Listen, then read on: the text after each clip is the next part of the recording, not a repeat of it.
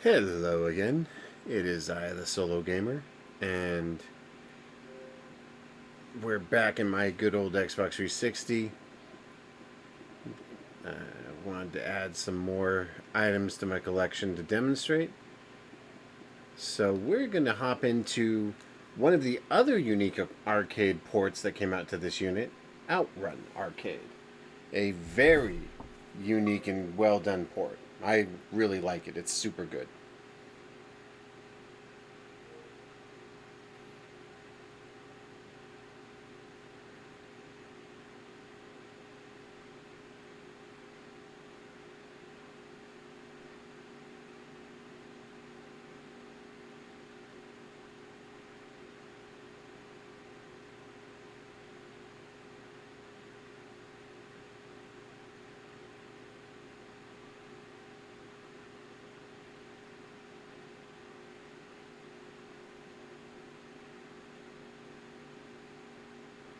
There we go. Welcome to Outrun.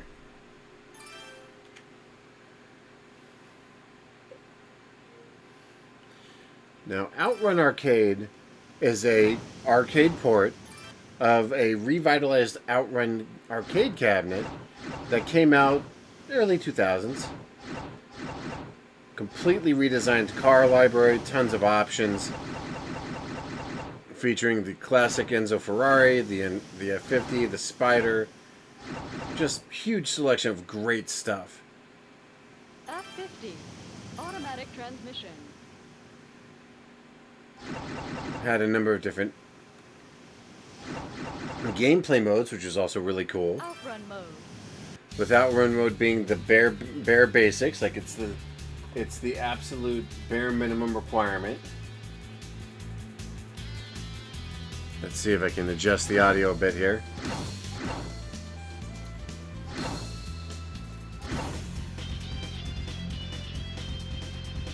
Yeah. Risky ride.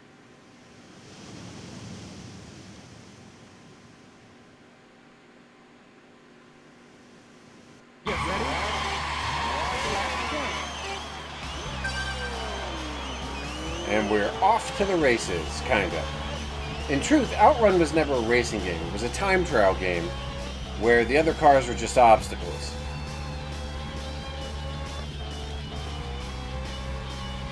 This game added even more abilities like drifting, slipstreaming, better controls, fantastic musical score, and just great awesome rock tunes. Kind of stuff you'd want to be jamming to while doing a high-speed road trip.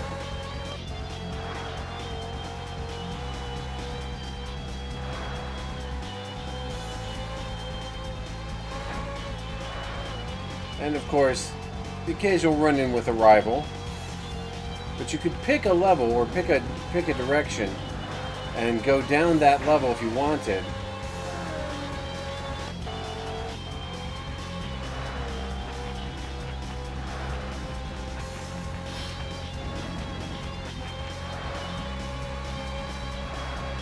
Checkpoint.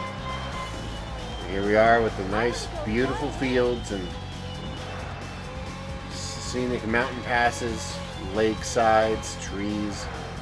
To be fair, most racing games are about two things: the sense of speed and the backdrop moving past you at high speeds in your peripheral vision. This game gets that. It gets it beautifully.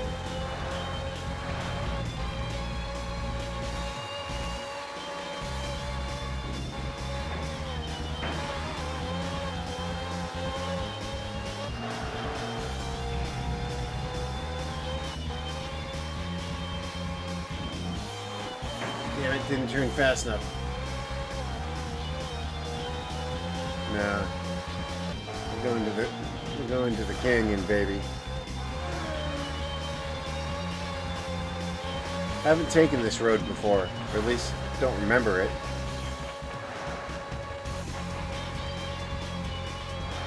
But this is obviously supposed to be the Grand Canyon in northern Arizona.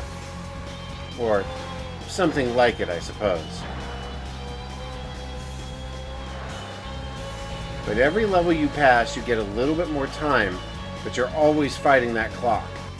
And the challenge is Can you outrace your enemy or your rivals and the clock to make it to the very end of the round at the 5th level, I believe it is. 5th or 6th, I don't remember.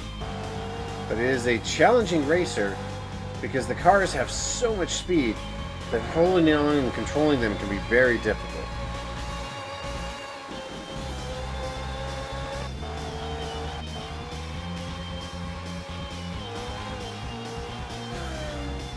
We're going all right today.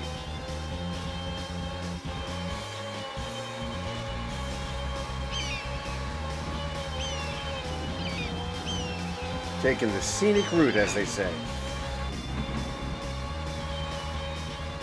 But yeah, you'll notice that every time I complete a round, I get time back, but it's less than my maximum was previously. Which means you're always running against that clock.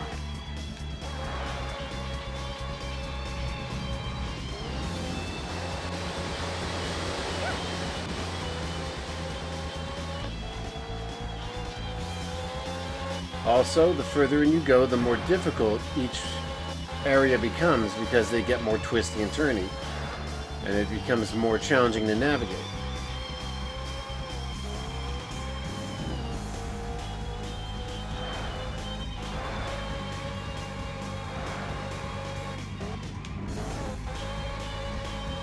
Nice catch. Good turn. Okay, I take it back. We're going to Milky Way. I forgot about this. I love this backdrop.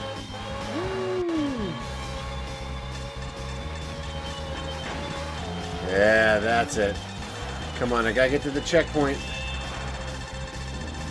Damn it, gonna come up short. Time over. But yeah, the whole point of this is to run as fast as you can to try and keep ahead of the timer. And if you run out, you're done. How far was I? Oh, I was at the finale. I was at the last level. Game over. Yeah. But Outrun's a perfect example of how they took these simple, beloved games and improved them, made them better, but kept what made them work without bastardizing or destroying them. And of course, it had various options and control schemes and instructions.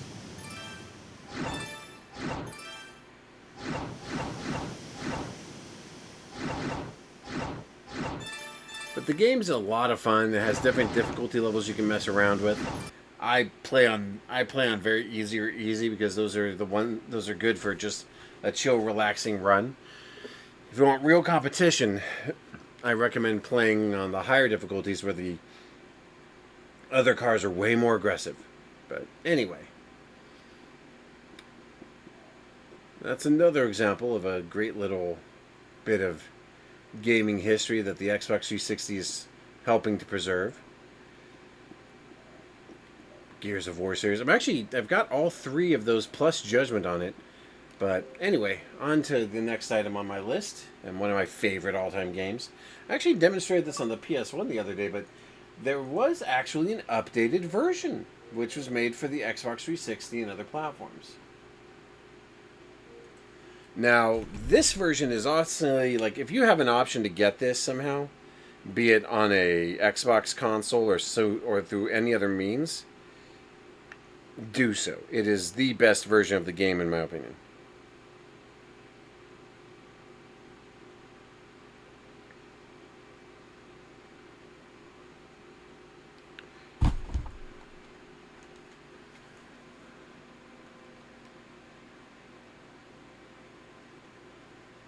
Hydro Thunder Hurricane, that's what it's called. Hydro Thunder Hurricane! Now, Hydro Thunder Hurricane... Oh, that's right. I lost my save data for this, so we're starting over. Cool. Alright.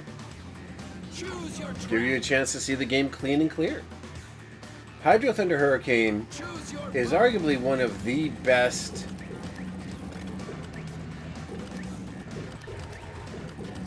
Vector.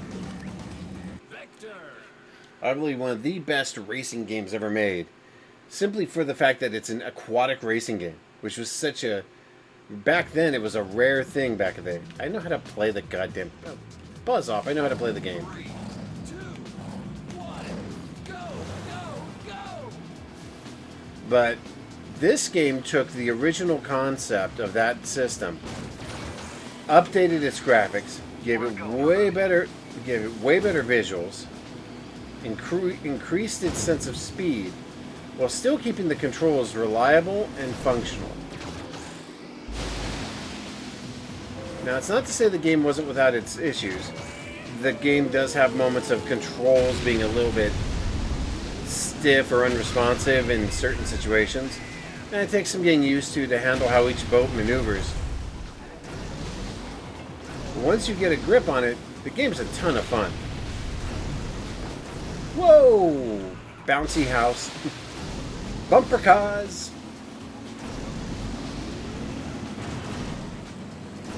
But of course, the two things that are important here are your speed, collecting boost, and getting around your opposition. Nice drafting. Immediately. This is a restricted area. Pull over immediately. Or what? Restricted area. I'm racing a turbo-powered high-speed boat. What are you doing about it?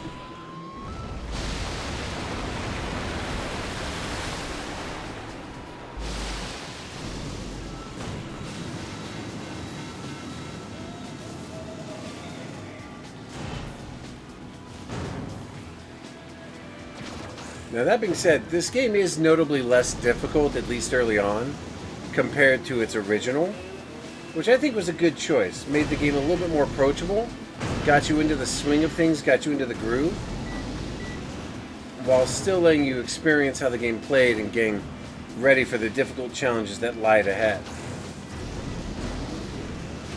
I don't like the looks of this. One ramp coming up. Hey, yeah. Getting blue is good, getting red is better.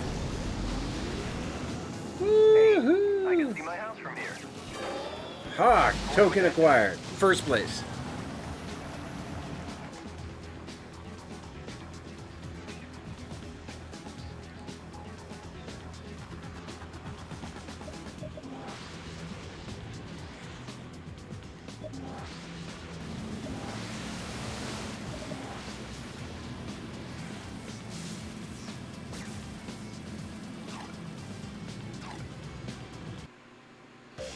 Now, I just won my first event, Choose your track. which means I can now go to a new event, Storming Asgard. Choose your I boat. can also now pick a new boat, Damn the Torpedoes. Which, let's just be honest, that's a cool sounding name. Damn the torpedoes. But this game took almost all of the original tracks from the first game, I think, and recreated them in gloriously detailed 3D for the time.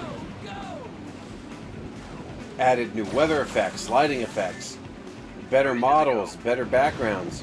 Did a fantastic job, if I'm honest. Out of my way.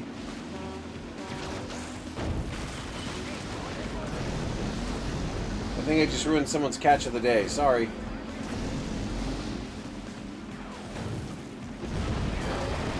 It's shiny and spinning. Must be important. Ah, what the?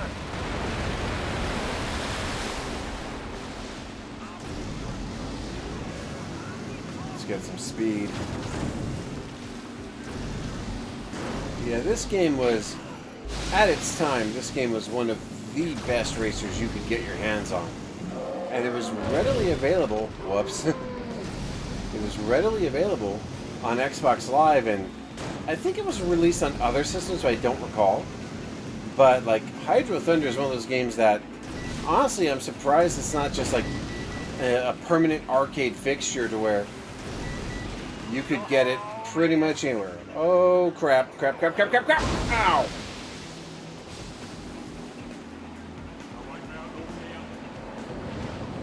You need to get out of the water. I don't think so, buddy.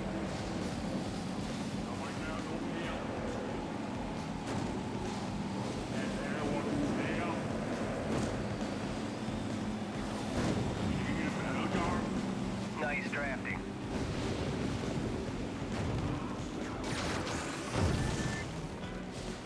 for boost.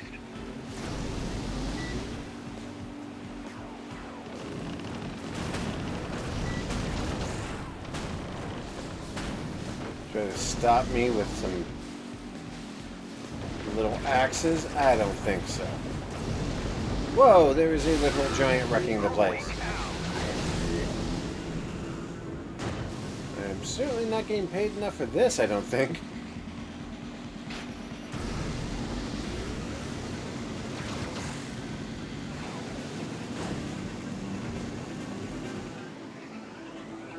Full power. Boost through. And dang it. Second place. Not bad. Not bad. Still, not bad. Got a second place trophy. Unlocked the new levels. Unlocked new avatar items. Yeah. Xbox was really going gung-ho on the avatar thing at the time. And I really think they were trying too hard. just saying.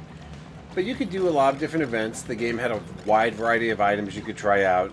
It had multiplayer, which unfortunately nowadays it's only couch co-op, because I don't know if this thing's multiplayer is even still functional. But it was a good game. And a great example of how they were doing such interesting stuff back then with all the variety that they had on these. That being said, it wasn't the platform wasn't without its faults. As I mentioned in the previous video, the restrictions Microsoft played on digital downloads really hurt it, because it meant that there were some things it couldn't process over or move to without making specific exceptions or changes. A good example is Payday 2.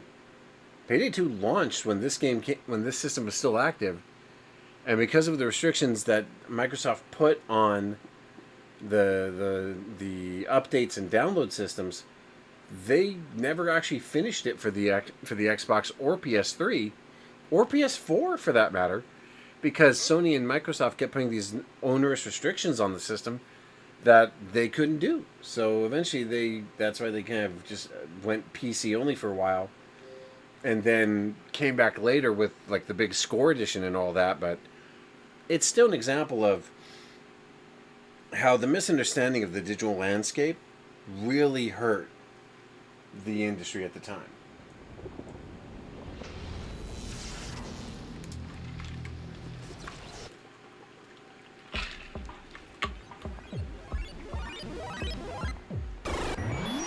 Yep, Backbone Entertainment, I remember.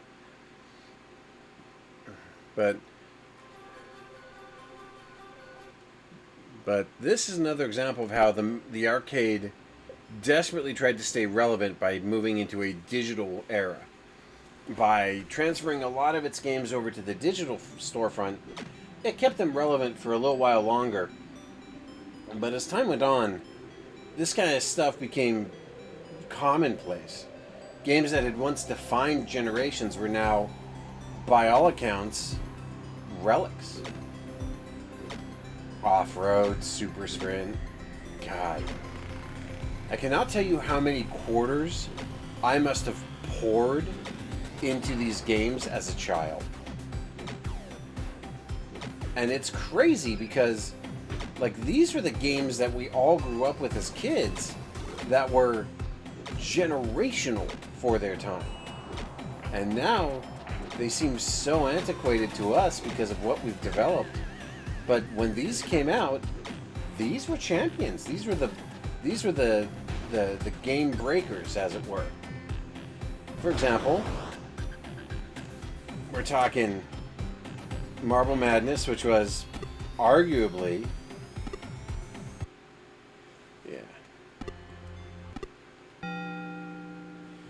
I remember playing this in the arcade when I was a kid. Marble Madness was a early puzzle / navigation challenge game where it was also one of the first games to use actual modeled physics. Now, you have to understand, this was early 80s, late 80s, I think. This game was unique and incredibly well done. But it was also an admittedly difficult game that many players struggled with simply because of how difficult it was to maneuver because you were using a trackball, which, to be fair, trying to do this on a controller is no better. It is absolutely no better. But it was, for its era, a major step forward technologically. But for many players, this game was considered a absolute king. See?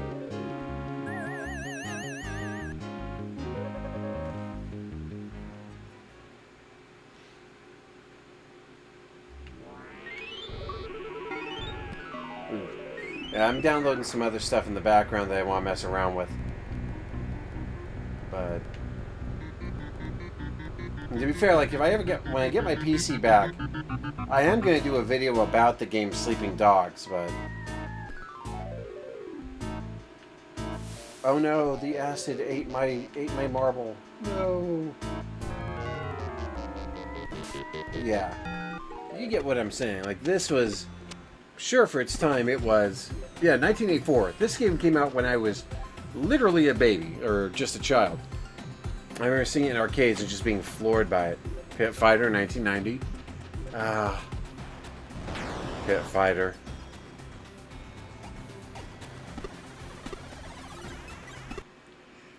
Pit Fighter was one of those games that took the Mortal Kombat concept and just said, I'm gonna rip this off like you wouldn't bloody believe. Let me demonstrate. You see, the problem was, they didn't really understand the digital technology they were working with, so unlike the somewhat smooth movements that would be created by,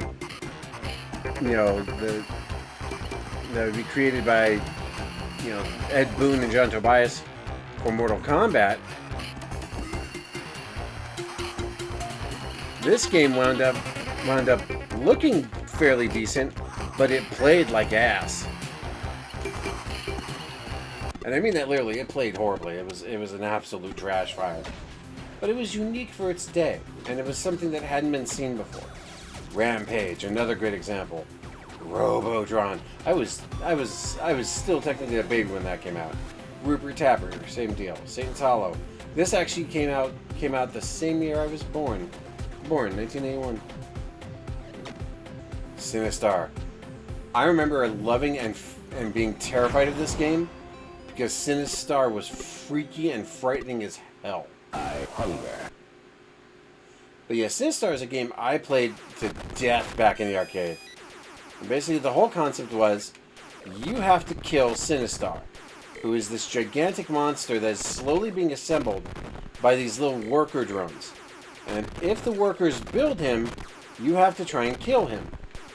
The way you kill him is you create these bombs using those same little crystals that the worker drones harvest to build him. Basically using his own weapons against him. But, by the same token, every time you release a Cinna crystal from one of these asteroids, Sinistar gets closer to completion. And you're always racing against the time because you want to have enough Cinnabombs available to take him out when he wakes up so that you can finish him off almost immediately. Because a protracted battle with Sinistar is not to your advantage. Now keep in mind, this used a similar board to things that would come along like Time Pilot, the asteroids and similar things of its nature. Which made it very, very... Beware. Yeah, he lives. He lives. Which means he's going to be coming for me. I hunger. There he is. I see you, you big ugly bastard. Run, there he run. Is. Beware. I live. I hunger, coward. I remember this was one of the first games I remember where you actually got insulted by the villain. Run, run, run. And chomp. Beware, I live. And the difficulty was you couldn't just, like, once you had the bombs, you couldn't just fire them at will. Because if you did, they could hit other objects and be destroyed. So, it was a difficult battle. It was also fun as hell. But they did eventually make, like, a updated version of it for, like, PC later on. And the PC version was complete. It was a 3D flight game. And Sinistar was this giant, like, Cthulhu-esque monster. It was terrifying. I actually have a copy of it somewhere in my collection, but I haven't been able to get the darn thing to run. And you don't need to buy a copy now. It's on the freeware. It's on freeware sites all over the place. You can just download it.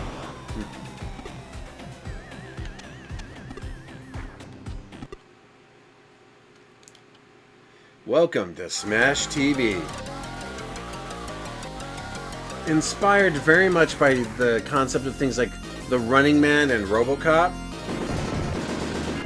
Smash TV was a top-down shooter whose big claim to fame was its sheer level of incredible bloodshed and violence. Like no joke, this game's whole deal was the fact that it was like highly bloody and incredibly violent. Everything is exploding in showers of gore, sparks, death.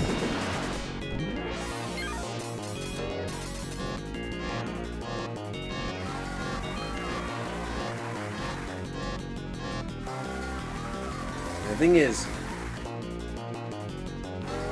Good luck. You'll need it. yeah, you can definitely feel where this game is going. Like what its whole deal was.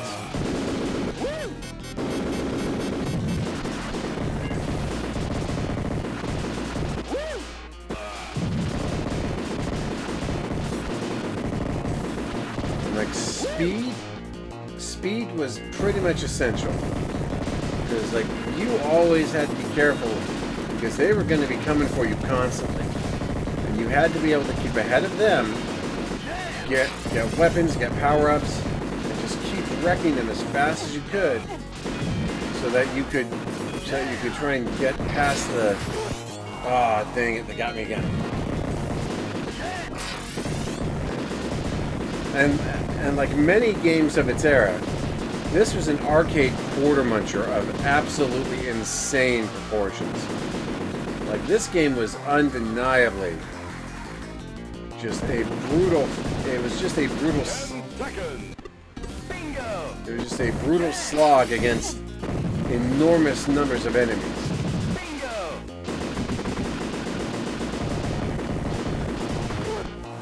And it was, of course, one hit kill city. You got hit one time, you were done.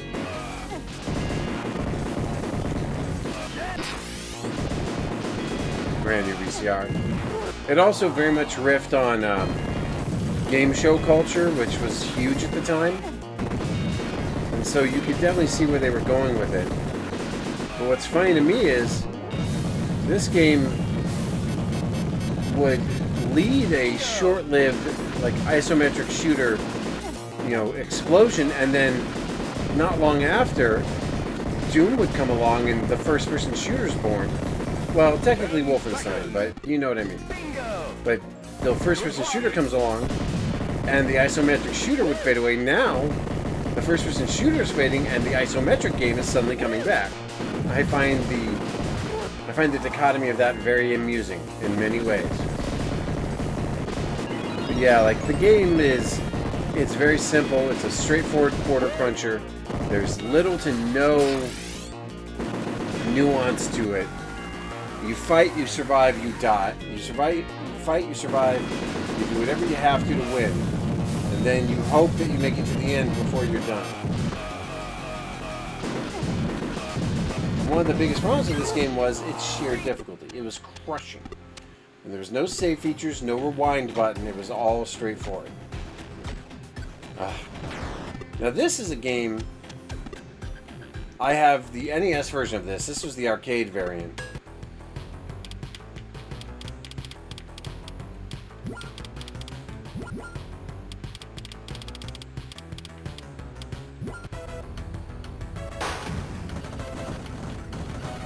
But basically, this was a isometric racing game that really blew up in arcades for a brief while because it was a 3-player racer that had the name of one of the biggest racing legends of the time, Irvin Stewart, as its lead. And it was also one of the first games that really gave you the option to do continuous upgrading to your car to improve your odds if you were playing against the computer. You also had the ability to do nitro. It did have its issues, like the controls were a mess. You had to really understand how to navigate the terrain and how to move around it to maximize your speed. And it was easy to get like knocked back or get bounced out of a alignment and like lose your momentum. And a lot of people would just hold on to all their nitro and then spam the nitro at the very end. A good player would know when to use nitro efficiently to try and give themselves the best option. But it was definitely a fun game and would eventually lead on to other games of similar games in its style. But you got money every time you won.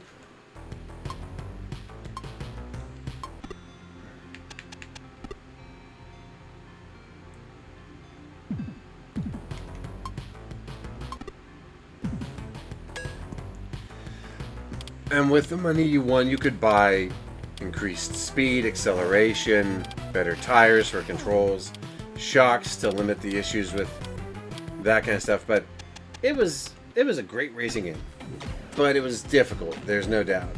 Tubin, that was a great game. Total Carnage, the Smash TV sequel, which unfortunately did not take off, didn't have as much personality as its predecessor, unfortunately.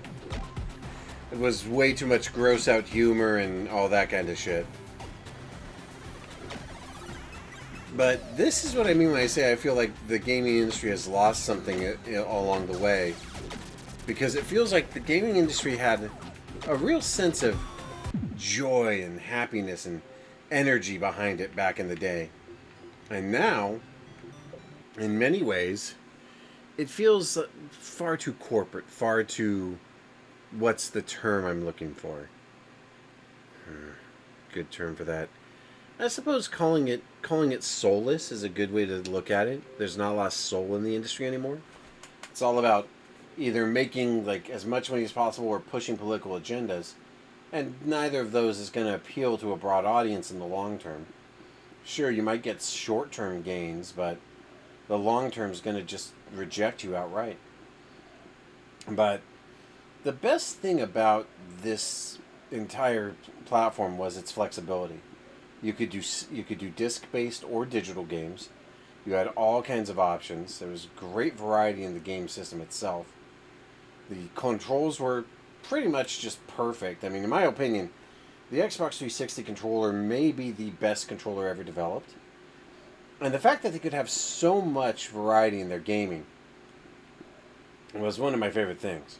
Like here, I actually have a separated copy of Smash TV, which can actually run independently of the other one. Now that was because I bought this before I bought the other one. So, yeah. Sonic CD, Stuntman Ignition, Streets of Rage, The Darkness, Dead Samurai, The Simpsons Arcade. Boy, you want to talk about a blast from the past? The Simpsons Arcade may be the biggest blast to my past. I couldn't tell you how much time I put into this game. The sheer amount of money I dove into this. Again, another product of Backbone Entertainment. They were sort of Microsoft's go-to in-house porting company. If they wanted to port something over, it usually went to Backbone.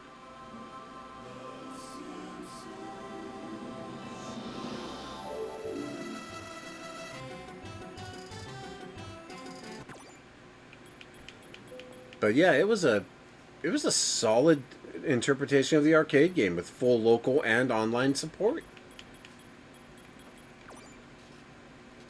You could use the mode, team quarters, free play, survival.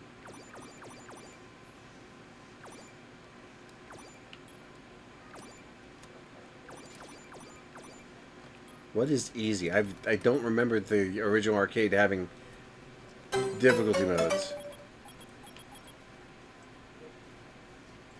Being a kid is wanting to be Bart because he's a rambunctious little hellion. Being an adult is being Homer, and recognizing what being an adult is and how much it sucks. Now I will never get this. The whole premise of the game is, why on earth is Smithers robbing a bloody bank?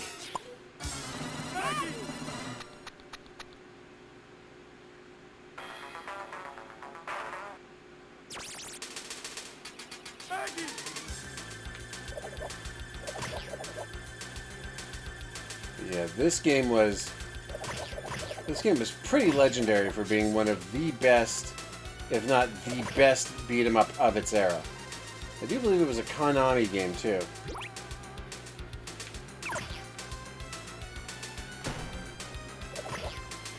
And the game is full of references, like the kid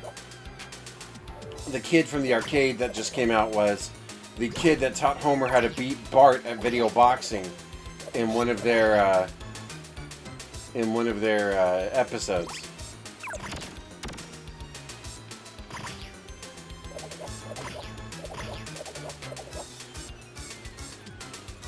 And unfortunately, as I'm playing solo, I can't do like the super moves that Marge and Homer or the kids could do. But they did exist in the arcade and in the port version.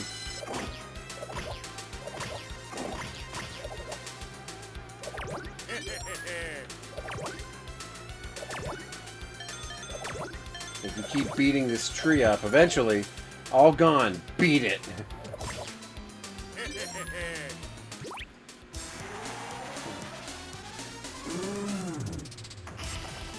Now, I don't know if this guy's from the actual show, or if he was created explicitly.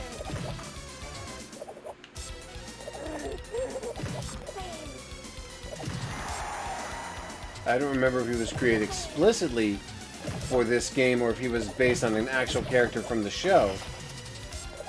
To be fair, I haven't watched The Simpsons in like at least a decade at this point. Like Saturday Night Live, I think it lost its sense of humor a long time ago, and so I haven't watched it since. But when this came out, I was a devoted Simpsons fanatic. Oh, he's almost dead.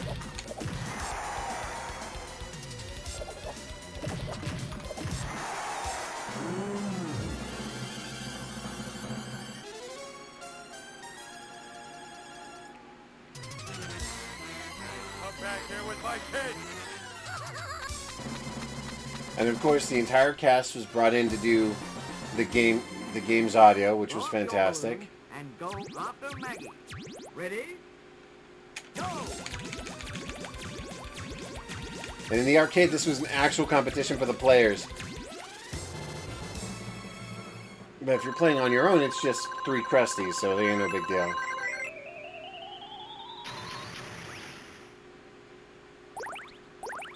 Krusty Land.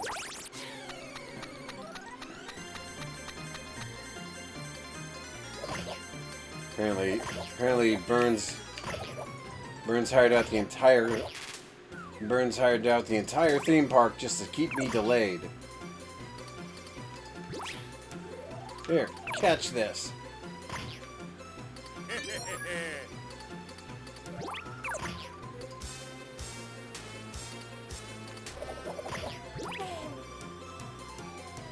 Yeah, now Otto's like, he's just jamming on his tunes and he'll ignore you.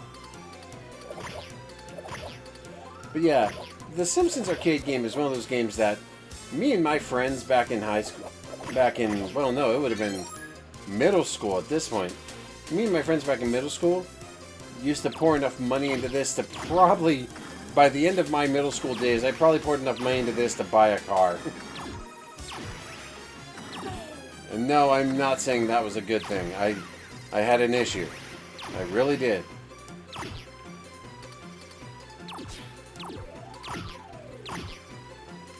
game is arguably one of the best. The game could arguably be declared as one of the best games out there. But I'd say, as far as the beat 'em up genre goes, there's darn few games that were as fun or as frenetic or as absolutely ridiculous as this one.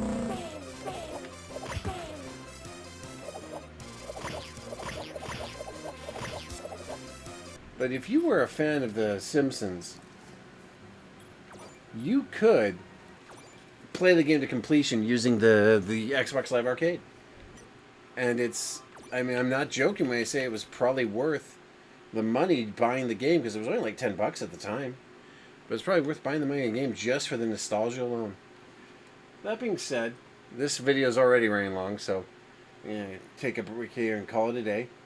But I do think that you'll find that the Xbox 360 is still going.